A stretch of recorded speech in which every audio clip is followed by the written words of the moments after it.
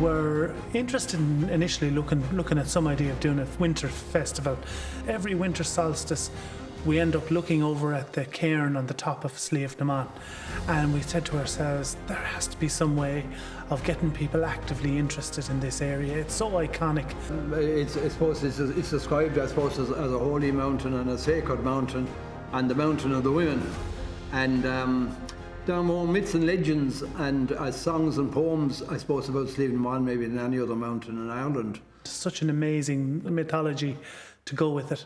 And we accidentally tripped on this situation that occurred during the famine, the incredible phenomena that there was a peaceful meeting with 50,000 people meeting in the middle of such a calamity, seeking justice with such articulate leaders. I went to school in the school across the way, as did many. I don't ever remember getting taught about this particular event. An event that happened, I felt, in our area, and that we all felt. It happened on the mountain of Slievenamon, which we all know so well is right behind us here.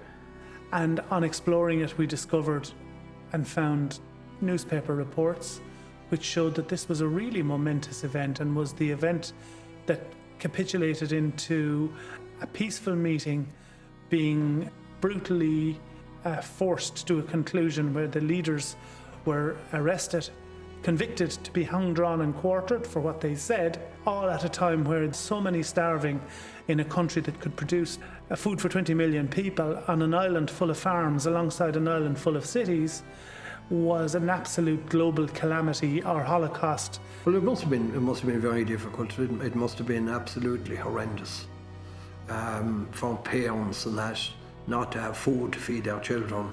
It's a sad story because so many people died before anything really did happen. You know, people died from hunger and they died from, disease and all that. It was, I suppose, so bad that people didn't talk about it afterwards. They weren't able to talk about it. It was so bad. It was such a bad memory and a terrible memory to have that they didn't talk about it. It affected here, this area, it affected Clonmel and Carrick and all the towns surrounding. The Great Hunger on Gortamore is probably the better description, because a famine is a lack of food, but we didn't have a lack of food. We had a poverty and a lack of giving the food to the people who are hungry. Famine in India came about the same way, under the same regime, and other parts of the world. We weren't alone. And it's said that the charitable bodies around the world that subscribed to Ireland at the time to kind of defray the various aspects of the famine, that as those ships came in laden with food, they were met with ships going out from Waterford Harbour and other harbours by grain and crops that were grown by the Irish people, and they were going out to England and to various places to feed populations in England particularly, I suppose, and other countries, while the people here were starving. So you can understand the anger that was there around the country at the time. And Thomas Francis Meagher was from Waterford, and Michael Doherty was from Feather. He wasn't that far away from the Slievenamon area. They went around, particularly the counties of Wexford, Kilkenny, Waterford, Cork, Limerick and Tipperary, forming these Confederate clubs. They were impressed by the fact that in Europe at the time there was several rebellions. Now, they were peaceful ones, but they did enact change in those countries. They felt that if they could form enough of protest throughout Ireland, that they would get the Act of Union repealed. The clubs from the Confederate clubs formed all over Southern Ireland were called together for a monster meeting because they felt they needed to show strength. Thomas Francis Meagher had come from France with the tricolour, and the idea of what had happened in France and in other countries in Europe. They needed to go to a place where they could be safe and couldn't be surrounded. That was probably one of the reasons why it was chosen by Thomas Francis Meagher and Michael Doherty for that big occasion on the 16th of July in 1848 to go there, because they felt it was special to the people. It was a place in history, I suppose, and the legends and that associated with it. people at that time, they were used to walking. A lot of people, it was their main mode of transport on that. Any distances they had to go, certainly out, they were living out in the country, it was probably walking, maybe on a horse and trap or a horse and cart of some sort of description, or on horseback. And of course, there was a huge number of bands came down from Clonmel and Carrick and Cashel and various places, Limerick and that. So it must have been some occasion. The biggest contingent left Cashel with Michael Doheny on carriages and on foot, walked the 17 miles, including the last 3 up the mountain, from early morning that morning. They managed to get there anyway, in spite of all the obstacles. And it gives you an idea of the feeling of the people, that they suffered all the difficulties of travel and hunger and all that, like, to get there to that meeting, to try to do something about a very, very difficult situation that people were in at the time. And when you think about it, like, the people were in a weakened state. To think that 50,000 people or so could transverse from various parts of the country in whatever mode of transport that they had in their weakened state to get to Slievenamon. And like, that was their commitment at that time, to come there to try to do something to reverse the trend of the famine in any way that they could, and in any way that they could hold the harvest and hold the crops for the people, to stop that terrible hunger that was stalked the land at that particular time. So there was huge expectation on the mountain.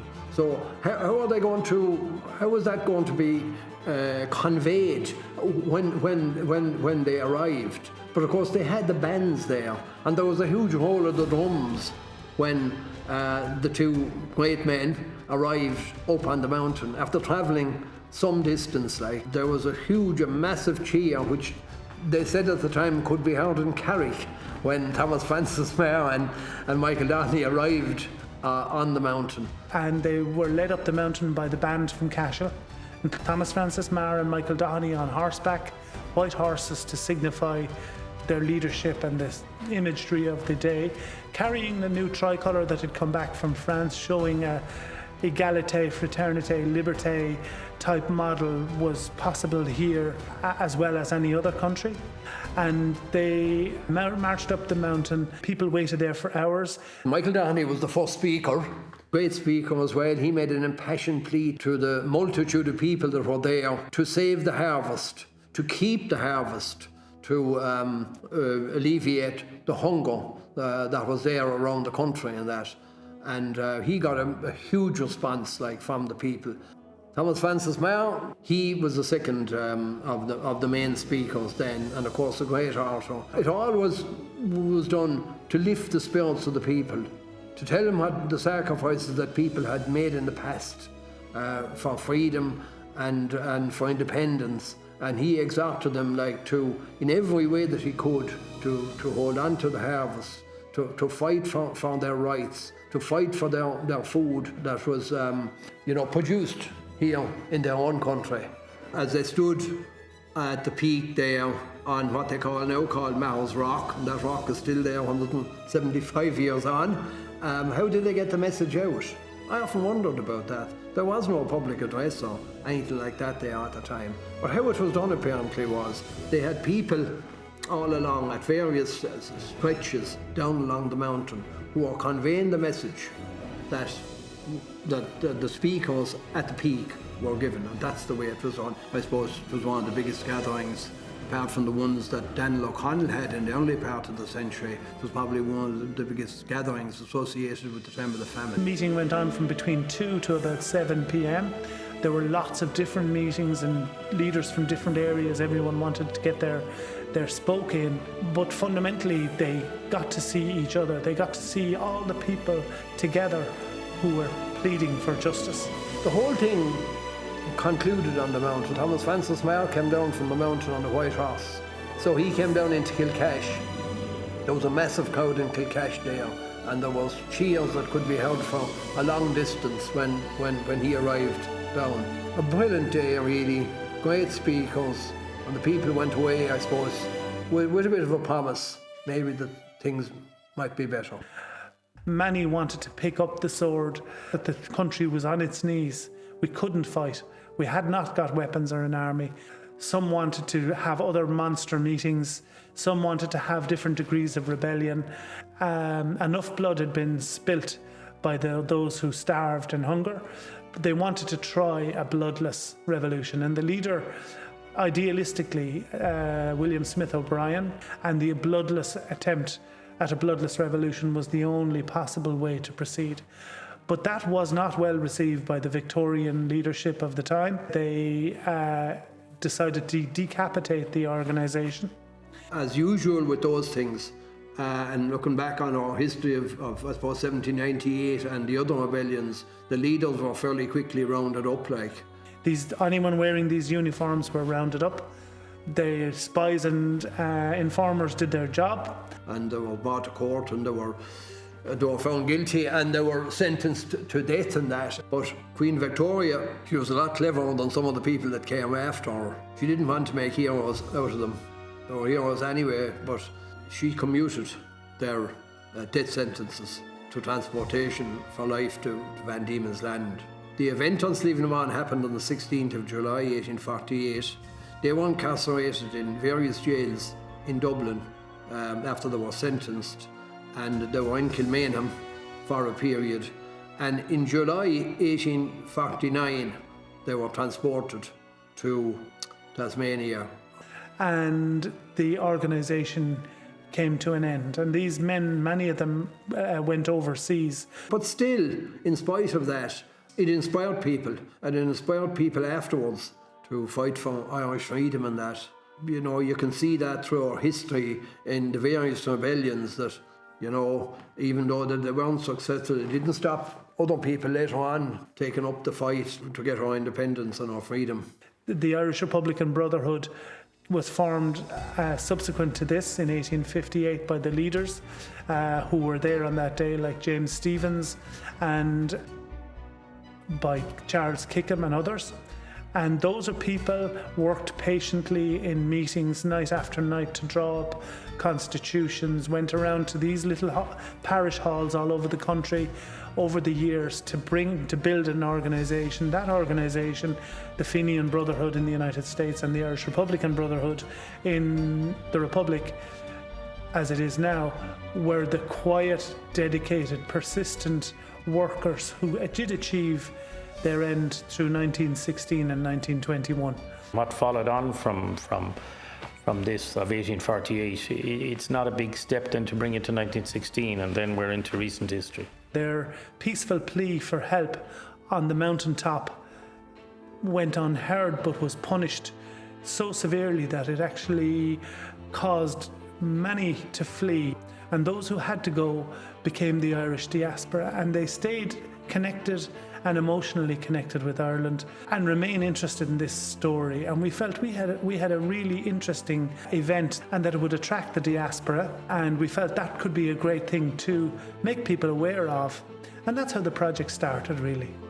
The committee which came together for this, we had hard work to do this on such a difficult terrain. Never been done before. Some people thought we were crazy, but we had great fun and some great people, some really great people. And there was good input from there. You know, every meeting was there was good, solid input, and people had an interest in what was going on, and they had things to say and angles that you mightn't otherwise have thought of, or, you know. So it was, no, they worked well together, I think. Financial aspect of it was serious. A lot of money had to be gathered to, you know, there was a lot of cost involved, and we had to get grants, and there was a lot of work to be done. We had 3 nights of rehearsal, and together we polished it, made it better. The first part with Kathleen Ní Houlihan and Jennifer Doyle portraying the old woman of Ireland, what happened, the loss and tragedy in her 4 green fields, and how she's scattered, the people are scattered around the country, and she portrayed the old Ireland very beautifully, in the words of W.B. Yeats. Michael Doheny was the hard farmer who became a barrister from Feathert, who fought his way up and explained about the life and the injustice and how people were so good to come out and got the crowd, his crowd on his mountain of his area, and his speech was quite powerful. If you are not equal to your words, you may forever grovel in the dust and hug the chains of abject slavery.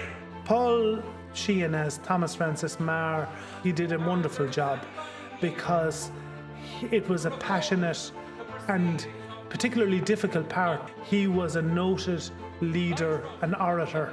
He was one of a small few of every generation that has that gift. Well, I am here not only to repent of nothing, but to dare them to something worse.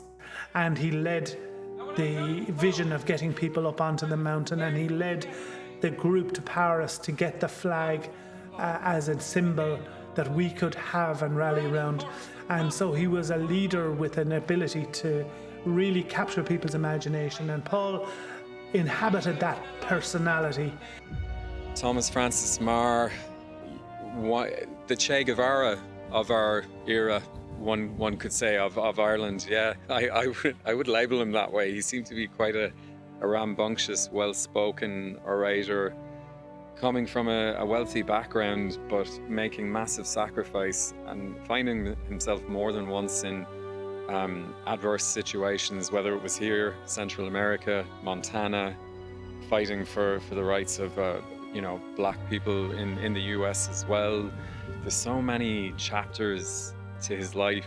It seems that he lived 4 or 5 existences, and to know that we had someone like that who came back from Paris with that tricolour and said, it's time for a change, it's time to stand up and be accounted for and to take what is rightfully ours, is, there's a huge sense of respect and pride in getting to portray that and to speak his words, really. Is this a land not worth fighting for? We're all concerned about the weather, as we know. July has been very, very wet, and this was right in the middle of it. And we left from here with the tricolour, and we marched to the top of the mountain. The flag was carried from the village, from Kilcash, all the way up.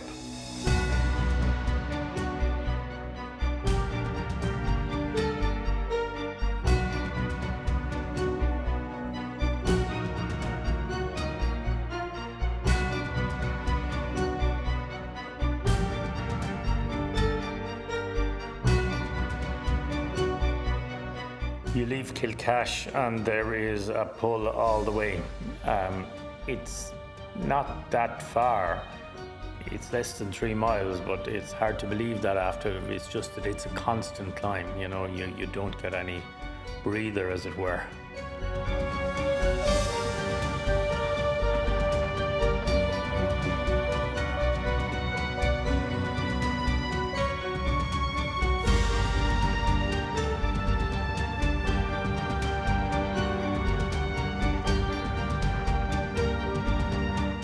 On the way up, it was fine, it was good, there was a good crowd of people, everybody was in good spirit. He did know that the forecast was that it would rain later on. The exact time given actually was 2 o'clock.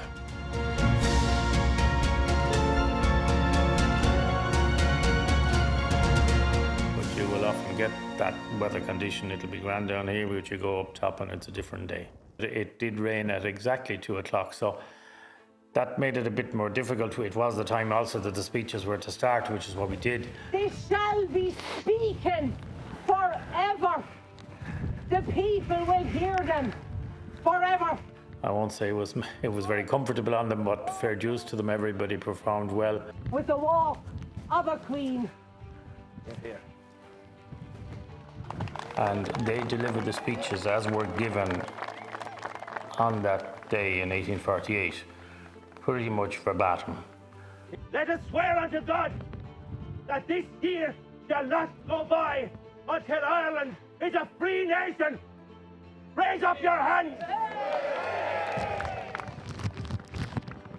And the flag was unfurled when we came to that part of Thomas Francis Meagher's speech where he said, it's my undying ambition to see my flag fly over this land, and we unfurled the flag, and then he completed the rest of the performance. Paul did. A scourge came from God, which ought to have spurred you to greater action. The potato was smitten, but your fields, they waved with golden grain. It was not for you. This fact displayed that this land, which is yours by the law of nature and the law of God, is not yours by the law of the land. The bayonet stood therefore between the people and their rightful food. Are you content that the land, the harvest of the land which you see to and to which your labor imparts fruitfulness, should again be reaped for the stranger? Never! The sound carries from that spot, but the wind coming from behind on the actors, they had the wind in their ears. They didn't realise that the people below them were sheltered and could hear everything. We had a small crowd, and they got fully in behind the entire thing, and they stayed during the entire performance despite the downpour and the bluster and the wind, which only added to the drama in a way. But to be stood up there on the summit, on Mars Rock, being pelted down upon by rain, you know, the mountain, the surrounding view disappearing through dense fog, it almost felt like we were in a theatre or in this enclosed space, and that we were kind of cocooned in a way. I like to be somewhat romantic about it and almost suggest, like, you know, the spirits of the past came down to meet us all, and everybody that was there 175 years ago was there on the 16th of July 2023. You know, it felt that way. There was just sometimes when you're battling against things much as they did, the people before you almost just come down and summon an energy within you, and they say, no, forge ahead, keep pushing. And that's indicative of who we are as a people. So it wasn't just us as performers, it was, you know, the people who made that trek up to the summit. They were in that too, and they refused to budge. They did not budge, you know, from the flag being unfurled, arms being raised high in the air, and the flag being carried back down. Every step felt so precious, in a sense, and I'm so glad that I was there for it. Let Britain drag her motley rag. We lift the green, forward pities and Erie, and be mine the lot to bear down that flag and head the men of Tipperary!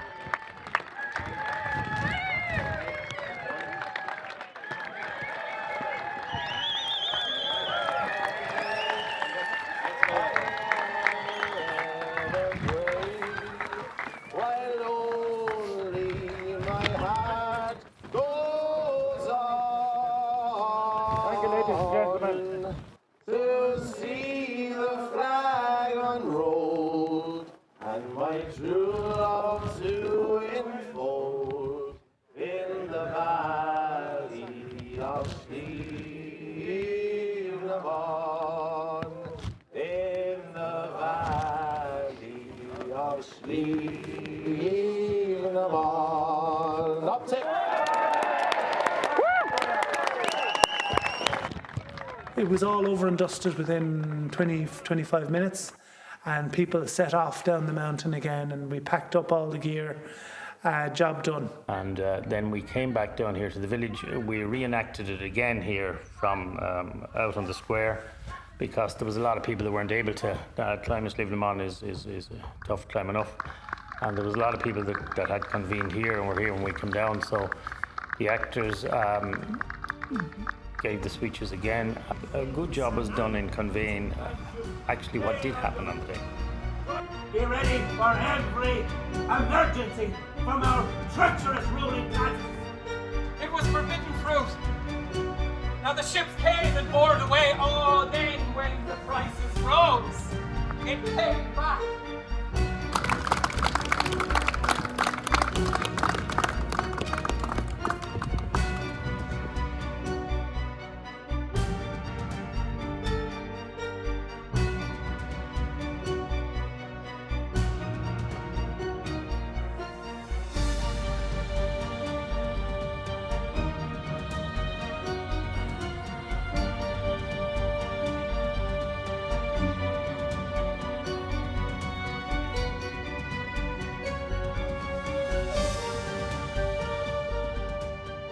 It was a great day all around now, and everybody was very pleased with it. It went very well. So I think it's a proud moment, but it was almost lost to history because it was portrayed as being a failed rebellion. But it wasn't failed. It actually created a huge body of discontent and men who had a shared common experience, and all were there on that day. And whether they met in New York or Chicago or San Francisco or Dublin or London, they had an unabiding commitment to seeking the vision that was portrayed under the flag on the top of the Mountain of Women.